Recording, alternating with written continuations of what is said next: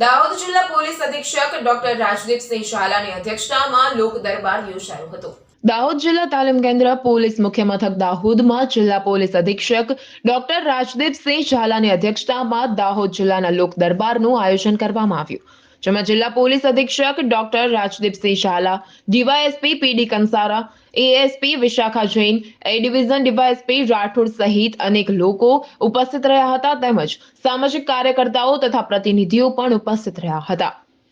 આ સાથે જ પીડિત લોકો ઉપસ્થિત રહ્યા હતા। આ લોક દરબારનો મુખ્ય હેતુ કોઈ કારણસર લીધેલ રકમને જે તે વ્યક્તિ પાસેથી લીધેલ હોય તે વ્યક્તિ દ્વારા વ્યાજ પેટે લીધેલ રકમ અને મૂળ રકમ કરતાં વધારે વ્યાજ પેટે રકમ વસૂલી કરે છે અને તેઓને માનસિક ત્રાસ આપે છે, તેથી તેઓ માનસિક રીતે ભાંગી પડે છે અને આત્મહત્યા કરવા માટે પ્રેરાય છે। તેવા વ્યાજખોરો વ્યક્તિઓ પર કાનૂન દ્વારા સખત કાર્યવાહી થાય અને વ્યાજખોરો દ્વારા પીડિત વ્યક્તિઓને યોગ્ય ન્યાય મળે તે હેતુથી આ લોક દરબારનું આયોજન કરવામાં આવ્યું હતું। જિલ્લા પોલીસ દ્વારા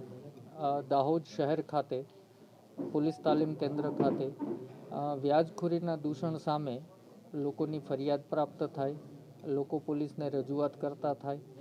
એ હેતુથી આજે નાગરિકો તથા આગેવાનોની એક મિટિંગનું આયોજન કરવામાં આવેલું હતું,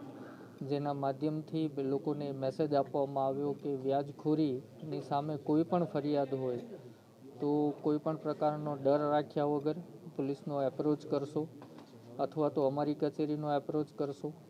અને જો કોઈ કારણસર કોઈ મહિલા વ્યાજખોરીથી પીડિત મહેશ વર્મા, GTV ન્યૂઝ, દાહોદ।